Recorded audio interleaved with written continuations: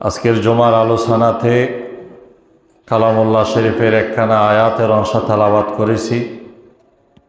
আয়াতে কারিমাকে সামনে রেখে আল্লাহর হাবিবের শ্রেষ্ঠ সাহাবী, যিনি মুসলিম উম্মার প্রথম খলিফাতুর রসুল সৈয়দনা আবু বকর সিদ্দিক রাদিয়াল্লাহু তাআলা আনহুর শান, মান, মর্যাদা নিয়ে আজকের জুমার আলোচনাতে আলোচনা হবে। সেই বিষয়কে সামনে করে আয়াতে কারিমা তেলাওয়াত করেছি। আয়াতে কারিমাকে সূত্র ধরে সিদ্দিকা আকবরের শান সম্পর্কে কিছু আলোচনা হবে। আল্লাহ পাক আবু বকর সিদ্দিক রাদিয়াল্লাহু তাআলা আনহুর মতো ঈমান, ইসলামের জন্য যে বিসর্জন দিয়েছেন, আল্লাহর হাবিবের জন্য যে জান মাল কোরবানি দিয়েছেন, আবু বকর সিদ্দিকের জীবনী শুনে সেখান থেকে আমাদেরকে শিক্ষা অর্জন করার আল্লাহ তৌফিক দান করুন, আমিন। যে আয়াতে কারিমা তেলাওয়াত করেছি, আয়াতে কারিমার অনুবাদটা যদি আমরা খেয়াল করি, তাহলে সেখানে আমরা আল্লাহর হাবিবের শ্রেষ্ঠ সাহাবী, মুসলিম উম্মার প্রথম খলিফাতুর রসুল সৈয়দনা সিদ্দিকা আকবর রাদিয়াল্লাহু তাআলা আনহুর শান আমরা বুঝতে পারবো। আল্লাহ পাক কোরআনুল কারিমে বলেন, আমরা অনুবাদের দিকে একটু খেয়াল করলে অবশ্যই বুঝে আসবে ইনশাআল্লাহ। আল্লাহ পাক বলেন, ইয আখরাজাহুল্লাযীনা কাফারু, যখন কাফেররা হাবিব আপনাকে আপনার ঘর থেকে বের করে দিয়েছিলেন, মক্কার জমিন থেকে বাইর করে দিয়েছিলেন।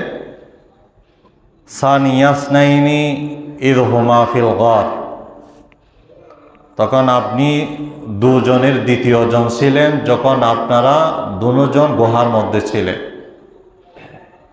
ইয ইয়াকুলু লিসাহিবিহি, তখন তিনি আল্লাহর হাবিব সাল্লাল্লাহু আলাইহি ওয়াসাল্লাম তার সঙ্গে আবু বকরকে বলেছিলেন, লা তাহজান ইন্নাল্লাহা মা'ানা, আবু বকর চিন্তা করিও না, আল্লাহ আমাদের সঙ্গে আছেন। সুবহানাল্লাহ।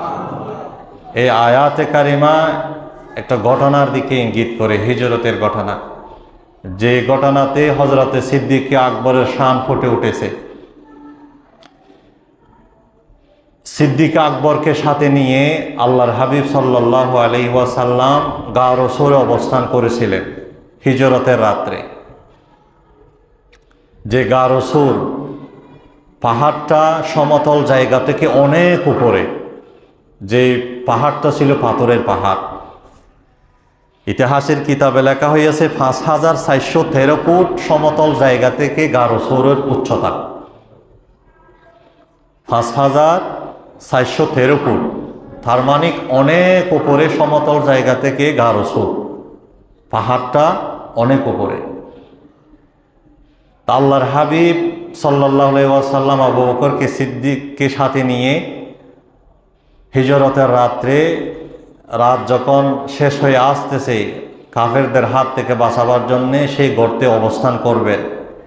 ইতিহাসের কিতাবে লেখা হচ্ছে, আল্লাহর হাবিবকে কোলে নিয়ে, কাঁধে নিয়ে সিদ্দিক আকবর সেই পাহাড়ে উঠেছিলেন। সুবহানাল্লাহ। উঠে আল্লাহর হাবিবকে গর্তের মুখে নিয়ে বলেন, হাবিব আপনি একটু দাঁড়ান, আমি আগে গর্তের মুখে প্রবেশ করি। কারণ এই গর্তটা থাকার উপযোগী না, এই গর্ততে তো মানুষ থাকে নাই, আমরা বিপদে পড়ি, এখানে থাকবো কিছুক্ষণের জন্যে। এই গর্তের ভিতর সাপ বিচ্ছু থাকতে পারে, জীবন নষ্টকারী জীবজন্তু থাকতে পারে। তা আপনি একটু দাঁড়ান, আমি আগে ঢুকে পরিষ্কার পরিচ্ছন্ন করে তারপর আপনি আসবেন। আল্লাহু আকবার। দেখেন এখান থেকে কি বোঝা যায়, আবু বকর সিদ্দিক নিজের জীবনকে আল্লাহ রসুলের জন্য কোরবান করার জন্য সবসময় প্রস্তুত। বলেন, নবী জীবন গেলে আমার জীবনটা যাক, আগে একটু আপনি অপেক্ষা করুন, ময়লা আবর্জনা পরিষ্কার করে তারপর আমি থাকার উপযোগ করি, তারপর আপনি এখানে তশরিফ আনবেন। বলুন সুবহানাল্লাহ। আবু বকর ঢুকলেন, সিদ্দিক আকবর সেই গর্তে ঢুকলেন। ঢুকার পরে দেখলেন ছোট্ট ছোট্ট অনেক গর্ত, ময়লা আবর্জনা। তিনি পরিষ্কার করলেন, নিজের মূল্যবান চাদর থেকে টুকরা টুকরা করে সেই গর্তের মুখগুলা ডাকতেছিলেন, বন্ধ করে দিলেন। একটা মুখ বন্ধ করতে পারেন নাই কাপড় না থাকার কারণে, সেই গর্তে সিদ্দিক আকবরের পা লাগাইয়া দিলেন। এরপর নবীকে বললেন, ইয়া রাসূলুল্লাহ, এবার আপনি তাশরিফ আনেন। সিদ্দিক আকবর রাদিয়াল্লাহু তাআলা আনহুর কথা শুনে নবীজি গর্তের মধ্যে অবস্থান করলেন, ঢুকলেন, প্রবেশ করলেন। এরপরে আবু বকর সিদ্দিকের রান মুবারক আল্লাহর নবীর সর মুবারক দিয়ে আরাম করা শুরু করলেন। বললেন, নবী আপনি এবার একটু আরাম করেন, আমি আপনাকে আরাম দেওয়ার জন্য প্রস্তুত। আল্লাহু আকবার। এরপরে কিছুক্ষণ পরে সিদ্দিক আকবরের পায়ে সাপে দংশন করল, সাপে কামড় দিল। বিষের যন্ত্রণায় আবু বকর সিদ্দিক সহ্য করতে না পেরে চোখ থেকে পানি পড়ে গেল। সেই পানি আল্লাহ রসুলের চেহারায় মোবারকের উপর পড়লে সাথে সাথে নবীজির ঘুম ভেঙে যায়। আম্মা জান আয়েশা বলেন যে আমার নবীর চক্ষু ঘুমায়, অন্তর ঘুমায় না। আমার নবী সব সময় অন্তর জাগ্রত থাকতো, চোখ ঘুমাইতো কিন্তু অন্তর ঘুমাইতো না। এই জন্য নবী ঘুমের মধ্যেও মানুষকে চিনতেন, জানতেন। সুবহানাল্লাহ। এরপর বললেন যে আবু বকর তুমি কান্না করতেছে কেন? তখন আবু বকর বললেন, ইয়া রাসূলুল্লাহ, আমার মনে হচ্ছে হয়তো আমাকে সাপে কামড় দিয়েছে। তখন আল্লাহর নবীজি বললেন, তুমি আমাকে ডাকবে না? তো নবী আবু বকর সিদ্দিক বললেন, ওগো নবী, আপনার ঘুমের ব্যাঘাত ঘটবে বলে আমি আপনাকে ডাকি নাই। তখন নবীজি বললেন, তাহলে তোমার যেই জায়গাটা আঘাত করেছে সেই জায়গাটা আমার সামনে আনো। তারপর আল্লাহর হাবিবের থুতু মোবারক লাগাইয়া দিলেন, সাথে সাথে সাপের বিষ ধ্বংস হয়ে গেল। সুবহানাল্লাহ। দেখেন আল্লাহর হাবিবের থুতু মোবারকে কত পাওয়ার, কত অ্যাকশন, যে থুতু মোবারক দিয়ে বিষাক্ত সাপের বিষকে নরমাল করে ফেলেছে। সুবহানাল্লাহ। সেই দিন আবু বকর সিদ্দিককে বললেন, আবু বকর ও সিদ্দিক, তুমি আমার জন্য সর্বপ্রথম গুহার মধ্যে গিয়ে ময়লা আবর্জনা পরিষ্কার করে থাকার উপযোগী করেছো।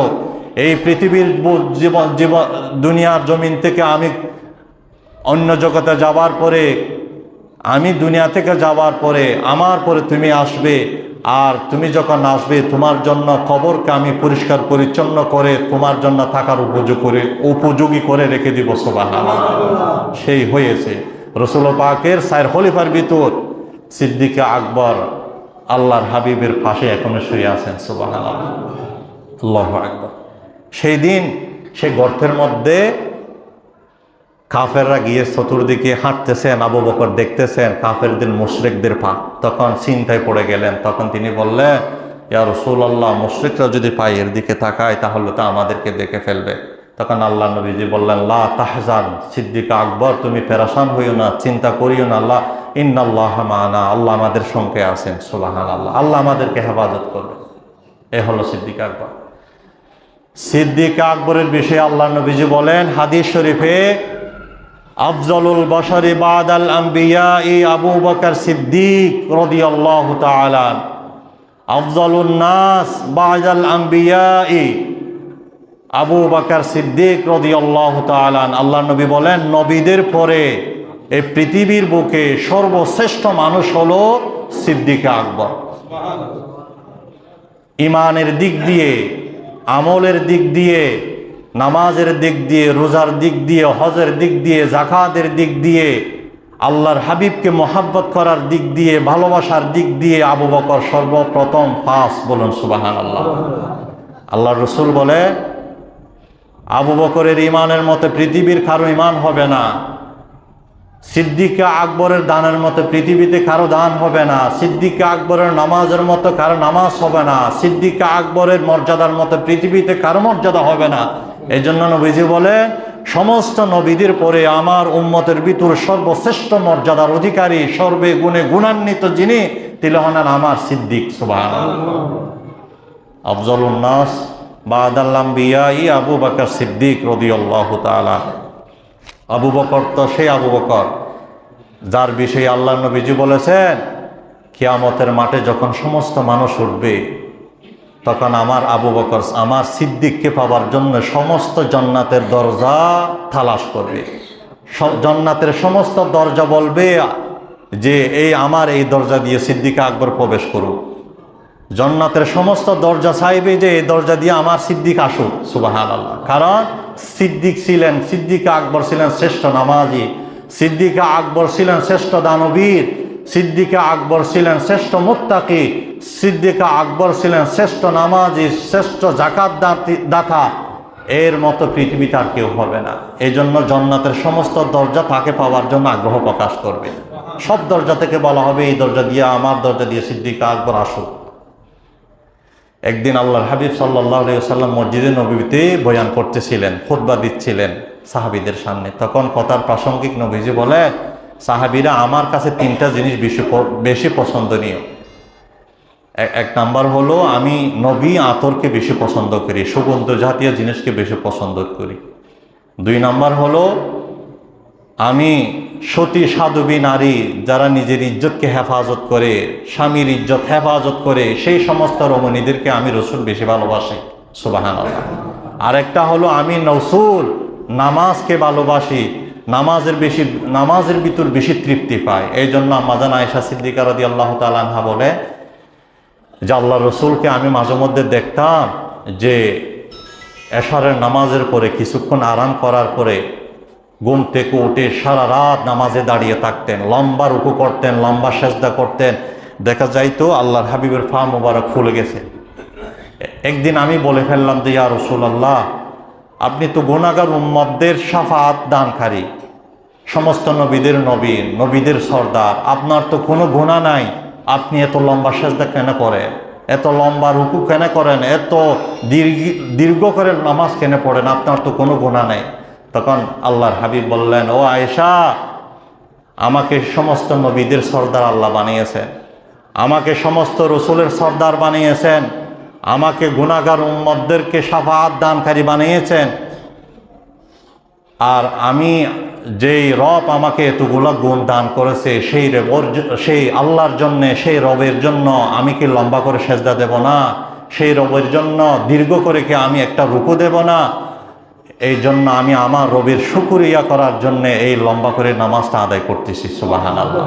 আমি নামাজ আদায় করতেছি গুনাহ মাফের জন্য নয়, আমি নামাজ পড়তেছি রবের শুকরিয়া আদায়ের জন্য। সুবহানাল্লাহ।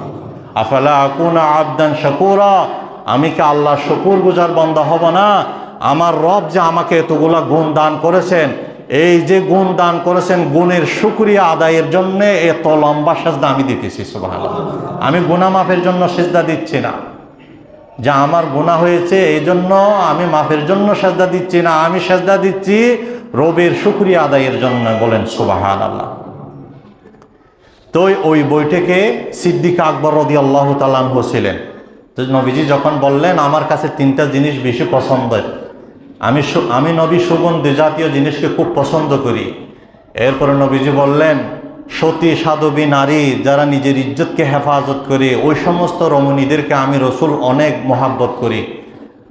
3 নাম্বার হলো আমি নামাজকে বেশি পছন্দ করি। এ কথা যখন বললেন, আবু বকর সিদ্দিক রাদিয়াল্লাহু তাআলা আনহু সাথে সাথে বললেন, নবী আপনি যেহেতু তিনটা জিনিসকে পছন্দ করেন, আমার কাছেও আপনার মতে তিনটা জিনিস বড় পছন্দের। তখন আমার নবীজি বললেন, তোমার পছন্দের সেই তিনটা জিনিস কি? তখন আবু বকর সিদ্দিক রাদিয়াল্লাহু তাআলা আনহু বলেন, আমার 1 নম্বর পছন্দের জিনিস হলো আন-নাজরু ইলা ওয়াজহি রাসূলিল্লাহি সাল্লাল্লাহু আলাইহি ওয়াসাল্লাম। বললেন, ও নবী, যে দিন রাত 24টা ঘন্টা আমি আপনার চেহারাটার দিকে তাকিয়ে থাকাটা আমি সিদ্দিক আকবর বেশি পছন্দ করি। আমার মনে চায় সব সময় আপনার এই মজলিসে বসে আপনার চেহারায় আনোয়ারের দিকে তাকিয়ে থাকা, আপনার চেহারা মুবারকের দিকে তাকিয়ে থাকা, এই তাকিয়ে থাকাটা আমার কাছে অনেক পছন্দের।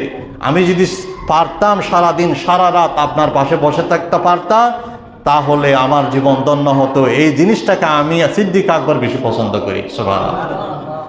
আম্মাজান আয়েশা সিদ্দিকা রাদিয়াল্লাহু তাআলা আনহা বলেন যে তিনি বলেন যে আমার আব্বা সিদ্দিক আকবর যখন এশারের নামাজ পড়ে ঘরে আসতেন, তখন তার বিছানায় সিদ্দিক আকবর যখন আমার বাবার বিছানায় যাইতেন, যাওয়ার পর আমি দেখতাম আমার বাবা ছটফট করতে থাকে। একটা জীবন্ত মাছকে পানি থেকে তোলার পরে যেমন মাছ ছটফট করে, আমার বাবাও বিছানায় গিয়ে ছটফট করে, এদিক ওদিক ঘুরে, এদিক ওদিক মানে ডান কাত আর বাম কাত হতে থাকে। তখন আমি একদিন বললাম, বাবা আপনার কি শরীর অসুখ হয়েছে? তখন সিদ্দিক আকবর বললেন, ও আয়েশা, আমার শরীরে অসুখ হয় নাই, আমার অন্তর অসুখ হয়েছে। তখন তিনি বললেন, কি অসুখ? যে আমি সারাদিন রসুল পাকের দরবারে যখন তাকি আমার দিলের ভিতর আমি প্রশান্তি লাভ করি। আমার রসুলের দরবার থেকে যখন এশারের নামাজের পর আমি ঘরে আসি, তখন আমার সেই রাত আর কাটে না, রাতটা দেরি হয়ে যায়। কখন আসবে ফজরের সময়, কখন বেলাল আজান দিবে, আজান দেওয়ার পর মসজিদে নববীতে গিয়ে আল্লাহ রসুলের চেহারায় আনোয়ার দেখব, এই আগ্রহ আমার দিলের ভিতর কাজ করে, এই জন্য আমার ঘুম আসে না। সুবহানাল্লাহ। সিদ্দিক আকবর বলে যে আমার রাতটা শেষ হয় না, আমার জন্য রাত অনেক বড় লাগে, কারণ আমি রসুলের বৈঠক থেকে যখন আমি আলাদা হয়ে যাই, তখন আমার জন্য ওই আলাদা হওয়ার টাইমটা বিরক্তিকর। আমার মনে চাই সব সময় রসুলের পাশে বসে থাকা। তো তিনি বললেন, ও নবী, আমার কাছে একটা জিনিস পছন্দ, তিনটার থেকে একটা হলো সব সময় দিন রাত 24টা ঘন্টা যদি পারতাম আপনার পাশে বসে বসে আপনার চেহারায় আনোয়ার দেখতে, তাহলে এটা আমার কপাল অনেক ভালো হতো, যে এই জিনিসটাকে আমি অনেক পছন্দ করি। সুবহানাল্লাহ। তারপর 2 নম্বরে তিনি বললেন যে ওয়া ইনফাকু মালি আলা রাসূলিল্লাহ সাল্লাল্লাহু আলাইহি ওয়াসাল্লাম। সিদ্দিক আকবর বললেন, ও নবী, আমার নবীজি বললেন, তোমার দ্বিতীয় পছন্দের জিনিস কি? তখন তিনি বললেন যে ইয়া রাসূলুল্লাহ, আমার দ্বিতীয় পছন্দের জিনিস হলো আমার যত সম্পদ আছে সমস্ত সম্পদ যদি আপনার জন্য কোরবানি করে দিতে পারতাম, এবং আমার যত সম্পদ আছে সব সম্পদকে আপনার জন্য কোরবানি করে দেওয়াটা, এটা আমার কাছে পছন্দের বিষয়। সুবহানাল্লাহ। ওই রকম হয়েছে। সিদ্দিক আকবর আল্লাহ রসুলের জন্য যে দান করেছে, পৃথিবীর বুকে এত পরিমাণ কেউ দান করতে পারবে না। সিদ্দিক আকবর বলেন, যেই দিন আমি রসুলের উপর ঈমান এনেছি, সেই দিন আমি আমার জীবনটাকে রসুলের জন্য আমি দিয়ে দিয়েছি। যেই দিন আমি আল্লাহর রসুলের প্রতি ঈমান এনেছি, সেই দিন আমি আমার জীবনের সমস্ত সম্পদকে রসুলের মনে করে নিয়েছি। আমি আমার জীবনটাকে রসুলের জন্য মনে করে নিয়েছি। তো সিদ্দিক আকবরের বিষয়ে হাদিস এসেছে, কেমন দান করেছেন দেখেন। তাবুকের যুদ্ধের ঘটনা হাদিস শরীফে এসেছে। উমর রাদিয়াল্লাহু তাআলা আনহু বলে, ক্বালা উমর আমারানা রাসূলুল্লাহ সাল্লাল্লাহু আলাইহি ওয়াসাল্লাম আন নাতাসাদ্দাকা। তাবুকের যুদ্ধের আগে মুজাহিদদের জন্য নবীজি সাহাবীদের কাছে দান চেয়েছেন, দান চেয়েছেন। বলছেন যে তোমাদের কাছে যা আছে তাবুকের মুজাহিদদের জন্য দান করো। যার কাছে যা ছিল সবাই আল্লাহর রসুলের জন্য দরবার আনতে লাগতেন। ওয়াফাকা যালিকা ইনদি মালান। উমর বলেন, সেই সময় আমার কাছে অনেক মাল ছিল। তখন আমার অনেক মাল ছিল, আর আমি আমার মালগুলাকে আমি সামনে রেখে মনে করলাম, আজ আমার সমস্ত সম্পদ থেকে অর্ধেক সম্পদ আল্লাহর রসুলের দরবারে দিয়ে ফেলবো। অর্ধেক সম্পদ আল্লাহর রসুলকে দিয়ে সিদ্দিক আকবরকে এগিয়ে যাব। ফাকুলতুল ইয়াউমা আসবিকু আবা বাকরিন ইন সাবাকতুহু ইয়াউমান। তিনি বলে, আমি তো আমার জীবনে নেক আমলের দিক দিয়ে কোনোদিন আবু বকর সিদ্দিককে এগিয়ে যেতে পারি নাই। আজকে যেহেতু আমার অনেক সম্পদ আছে, এই সময়ে যে সময় রসুল আমাদের কাছে দান চেয়েছে, তাহলে আমার সমস্ত সম্পদকে 2 ভাগ করে 1 ভাগ আল্লাহ রসুলের জন্য দিয়ে আবু বকরকে এগিয়ে যাব, সিদ্দিক আকবরকে এগিয়ে যাব। তখন তিনি কি করলেন, সমস্ত সম্পদ সামনে রেখে 2 ভাগ করলেন। ফাজিতু বিনিসফি মালি, সমস্ত সম্পদকে 2 ভাগ করে অর্ধেক সম্পদ আল্লাহ রসুলের জন্য মুজাহিদদের জন্য দিয়ে দিলেন। সুবহানাল্লাহ। এরপরে তিনি সম্পদগুলা নিয়ে রসুলের কাছে যখন আসলেন, আল্লাহ নবীজি বললেন, মা আবাকাইতা লি আহলিকা আবু উমর, তুমি যে এতগুলো সম্পদ মুজাহিদদের জন্য দিয়েছো, তুমি তোমার পরিবার জন্য কি রেখেছো? তখন তিনি বললেন, কুলতু মিসলাহু ইয়া রাসূলুল্লাহ, যত পরিমাণ এনেছি এর পরিমাণ আমার পরিবার জন্য রেখেছি।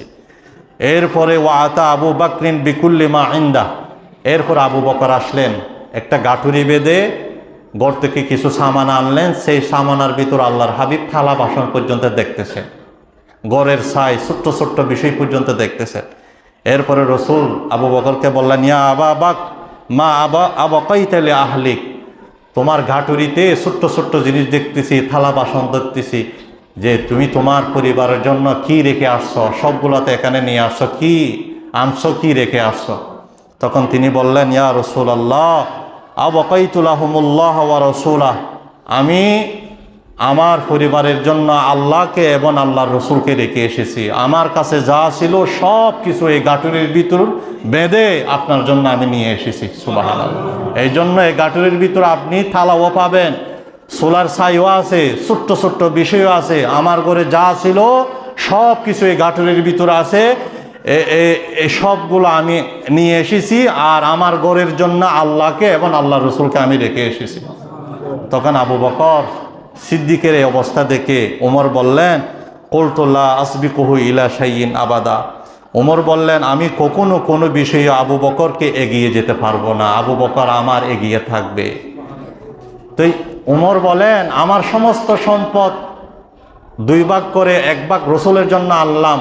1 ভাগের দাম যদি লক্ষ কোটি টাকার দামও হয়, কিন্তু 1 ভাগ তো আমি রেখে এসেছি। কিন্তু সিদ্দিক আকবর তো 1 ভাগ রেখে আসে নাই, যা ছিল সব কিছু রসুলের জন্য নিয়ে এসেছে। তাহলে আমার তুলনায় সিদ্দিক আকবর এগিয়ে গিয়েছে। আমি মনে করেছিলাম আজকে দান করে সিদ্দিক আকবরের আগে আমি অতিক্রম করব, আমার জীবনে আর কোনোদিন সুযোগ হবে না সিদ্দিক আকবরকে এগিয়ে যাওয়ার পথে। বলুন সুবহানাল্লাহ।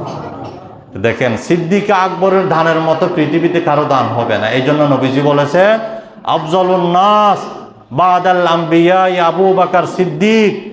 নবীদের পরে মানুষের ভিতর সর্বশ্রেষ্ঠ মানুষ হলো সিদ্দিক আকবর। বলুন সুবহানাল্লাহ। ইমানের দিক দিয়ে, নামাজের দিক দিয়ে, রোজার দিক দিয়ে, যাকাতের দিক দিয়ে, দানের দিক দিয়ে আবু বকরের মতো, সিদ্দিক আকবরের মতো পৃথিবীতে কেউ হবে না। তিনি যেই দিন ঈমান এনেছেন সেই দিন তিনি মনে করে নিয়েছেন যে আমার এই জীবন এবং আমার সমস্ত সম্পদ, আমার এই জান, এগুলো আমার না, এগুলো আমার রসুলের। সুবহানাল্লাহ। এই জন্য তিনি রসুলকে হিজরতের সময় অনেক মর্যাদা, অনেক ঘটনা ঘটেছে। রসুলকে যখন নিয়ে যাচ্ছেন, আবু বকর সিদ্দিক একবার সামনে দৌড় মারে, একবার পিছনে এসে যায়, একবার ডানে যায়, একবার বামে যায়। আল্লাহ নবীজি বললেন, সিদ্দিক তুমি কিছুক্ষণ পরে সামনে যাও, কিছুক্ষণ পরে পিছে আসো, কিছুক্ষণ পরে আবার ডানে বামে আসো, এরকম করে কেন? তখন আল্লাহ নবীকে বললেন, ইয়া রাসূলুল্লাহ, আমি যখন পিছনে থাকি তখন আমার ভয় হয় সামনের দিক থেকে আপনাকে আঘাত করতেছে, এই জন্য আমি সামনে চলে যাই। আর সামনে যখন থাকি আমার মনে হয় পিছন থেকে আপনাকে আঘাত করতেছে, এই জন্য পিছনে চলে আসি। পিছনে যখন আসি ডানের দিকে মনে হয় ওই দিক থেকে আঘাত করতেছে, ওই জন্য ডানে আর বামে যায়। আমার জীবনের চাইতে আমি নবী আপনাকে বেশি ভালোবাসি, এই জন্য আপনার জীবন দেওয়ার আগে আমার জীবনটা আপনার জন্য আমি দিয়ে দিব। সুবহানাল্লাহ। এই জন্য রাসূল করিম সাল্লাল্লাহু আলাইহি ওয়াসাল্লাম বলেছে যে আমি নবুয়ত এবং রিসালাতের দায়িত্ব পালন করতে গিয়ে আমার সাহাবীরা আমাকে যত দান করেছে ইসলামের জন্য, আমার জন্য, আমি প্রত্যেকের প্রতিদান দিয়ে ফেলেছি, ইল্লা আবু বকর, কিন্তু আমি আবু বকরের প্রতিদান দিতে পারি নাই। আবু বকরের প্রতিদান কে দিবে? ইউকাফিয়াল্লাহু বিহা ইয়াউমাল কিয়ামাহ। আবু বকরের প্রতিদান কিয়ামতের মাঠে, হাসরের মাঠে লক্ষ লক্ষ মানুষের সামনে মহান মালিক নিজের কুদরতি হাতে আবু বকরকে প্রতিদান দিয়ে দিবেন। সুবহানাল্লাহ, আল্লাহু আকবার। এজন্য নবীজি বলেন, মা নাফানি মালু আহাদিন কত্তু মা নাফানি মালু আবু বকর।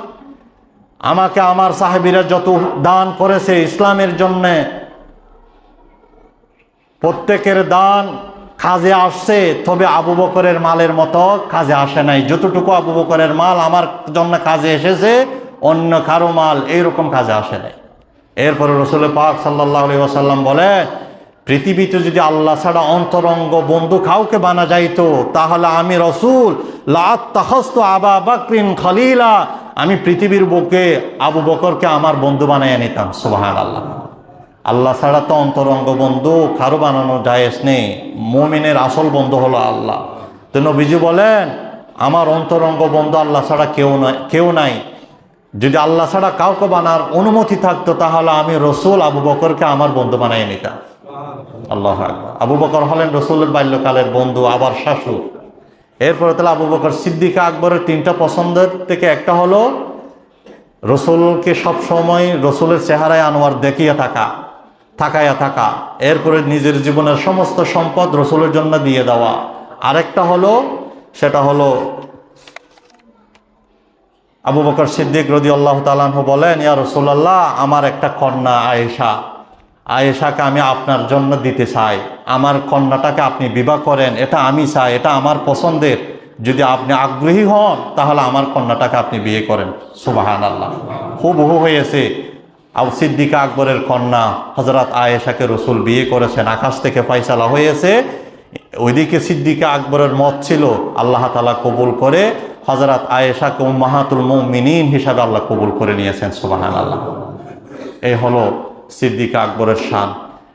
হযরত সিদ্দিকা আকবর রাদিয়াল্লাহু তাআলা আনহু এই মাসে জমাদিউ সানির 22-এ জমাদিউ সানি, সম্ভবত 21-এ জমাদিউ সানি দুনিয়ার জমিন থেকে আড়াল হয়েছে।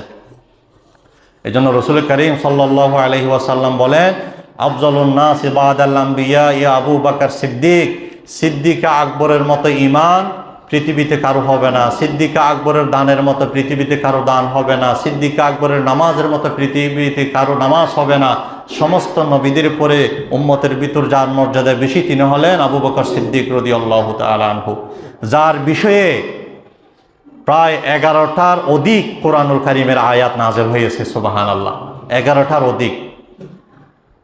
ওয়াসায়ুজান্নাবুহাল লাক্কা আল্লাযী ইউতি মালাহু ইয়াতাযাক্কা ওয়া মা লিআহাদিন ইনদাহু মিন নি'মাতিন তুজজা ইল্লা ইবতিগাআ ওয়াজহি রাব্বিহিল আ'লা ওয়া লা সাওফা ইয়ারদা। যে আমরা জানি হযরত বেলাল রাদিয়াল্লাহু তাআলা আনহু উনি উমাইয়া ইবনে খলফের গোলাম ছিলেন।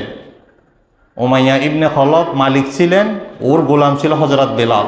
ঈমান আনার কারণে ওকে অনেক আঘাত করা হয়েছে, জিহ্বাতে আঘাত করা হয়েছে। মুসলমান হওয়ার কারণে জিহ্বাতে আঘাত করা হয়েছে।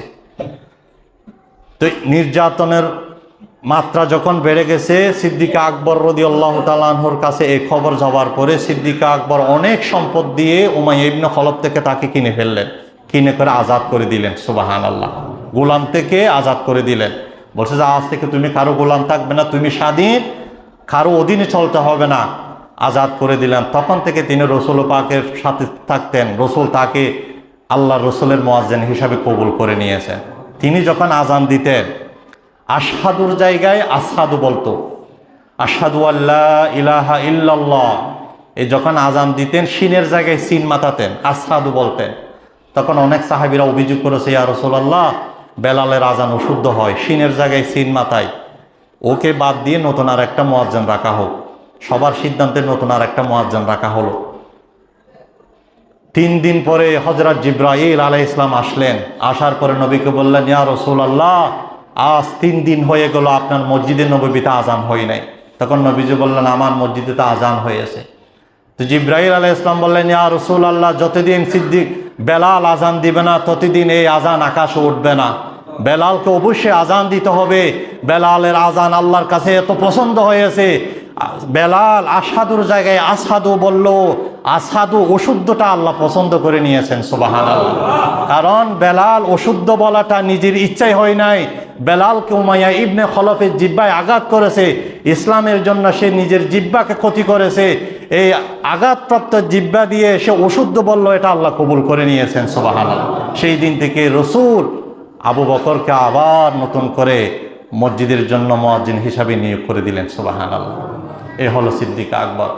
তাকে যখন আঘাত করা হচ্ছে তখন সিদ্দিকা আকবর রাদিয়াল্লাহু তাআলা আনহু অসংখ্য টাকা দিয়ে উমাইয়া ইবনে খলফ থেকে কিনে আল্লাহর জন্য আজাদ করে দিলেন। তা আল্লাহ তাআলা কোরআনুল কারীমের আয়াত নাযিল করলেন, ওয়াল্লাইলি ইযা ইয়াগশা ওয়ান নাহারি ইযা তাজাল্লা ওয়া মা খালাকায যাকারা ওয়াল উনসা। শেষের দিকে এসে বললেন, ওয়াসায়ুজান্নাবুহাল লাক্কা আল্লাযী ইউতি মালাহু ইয়াতাযাক্কা। শেষ পর্যন্ত হযরত সিদ্দিকা আকবরের শানে এই আয়াতগুলো নাযিল হয়েছেন। এইভাবে 11টার অধিক সিদ্দিকা আকবরের শানে কোরআনুল কারীমের আয়াত রয়েছে। সুবহানাল্লাহ। তিনি তার জীবন দিয়ে রসুলকে সাহায্য করেছেন। এই আলোচনা থেকে শিক্ষা হলো আমাদের, সিদ্দিকা আকবর যখন নিজের জীবন দিয়েছেন ইসলামের জন্য, মাল দিয়েছেন, আমাদেরকে ইসলামের জন্য জান মাল দিতে হবে। এই আল্লাহর ঘর, দিনের জন্য আল্লাহ আকাশ থেকে টাকা পাঠাবে না। তো এই দিন চলবে মুমিনদের সাহায্য সহযোগিতায়। তো এই মসজিদ মাদ্রাসা এগুলো চলবে মুমিনদের টাকার মাধ্যমে। মুমিনরা যদি টাকা না দেয় তাহলে এটা আল্লাহর নিয়ামতের নিমক হারামি করা। কারণ এই নিয়ামত, ইসলামক নিয়ামতকে আকাশের বুকে, আকাশের নিচে, জমিনের উপর ফুটাই তুলবে মোমেনরা। মোমেন যেদিন ঈমান এনেছে, ইসলামকে হেফাজত করা, ইসলামকে সাহায্য করা, এটা তার উপর দায়িত্ব। বলুন সুবহানাল্লাহ। এই জন্য ইসলামের জন্য, মাদ্রাসা মসজিদের জন্য যখন আপনাদের কাছে দান চাওয়া হবে, কিছু খোঁজা হবে, মসজিদের জন্য দেন, মাদ্রাসার জন্য দেন, মসজিদের জন্য দেন, তখন অন্তর খুলে, অন্তর ভরে যে যা পারেন আল্লাহর দ্বীনের জন্য দান করা, এটা হলো মুমিনের গুণ। কারণ দেখেন, সিদ্দিক আকবর ওই দিন কি করেছেন? অর্ধেক সম্পদ দিয়ে ফেলেছে। অর্ধেক সম্পদ দিতে ইসলামে বলে নাই, সমস্ত সম্পদ দিতে ইসলামে বলে নাই। ইসলামের বিধান হলো জাকাতে 2.5% দেওয়া, শতে 2.5 টাকা। 2.5 টাকা, শতে 2.5 টাকা যদি আপনি দেন, 100-এর মধ্যে 2.5 টাকা দান করা, এটা ইসলামের বিধান, জাকাত। এর থেকে কম দিলে আল্লাহ আপনাকে বেশ দিলে, যে মানে এর থেকে বেশি দিলে দিতে হবে এরকম কোনো নিয়ম নেই। কিন্তু সিদ্দিক আকবর সেই দিন চাইলে স্বল্প দিতে, ওমর সেই দিন চাইলে অল্প কিছু দিতে পারতেন, কিন্তু সেই দিন ওমর সেটা করে নাই। নিজের সমস্ত সম্পদকে 2 ভাগ করে অর্ধেক আল্লাহর জন্য দিয়ে দিলেন, রসুলের মহাব্বতে দিয়ে দিলেন। এই জন্য মহাব্বতের জন্য দলিল লাগে না, মহাব্বতের জন্যে দলিল লাগে না। দলিলবিহীন যে ইসলামের জন্য কি করতে পারে, সাহায্য সহযোগিতা করতে পারে। এই জন্য মাদ্রাসার জন্য, মসজিদের জন্য যখন দান চাওয়া হবে, আপনারা অন্তর খুলে মসজিদের জন্য দান করবেন। আল্লাহ আমাদেরকে তৌফিক দান করুন, বলেন আমিন। ওয়া আখির দাওয়ানা আনিল হামদুলিল্লাহি রাব্বিল আলামিন।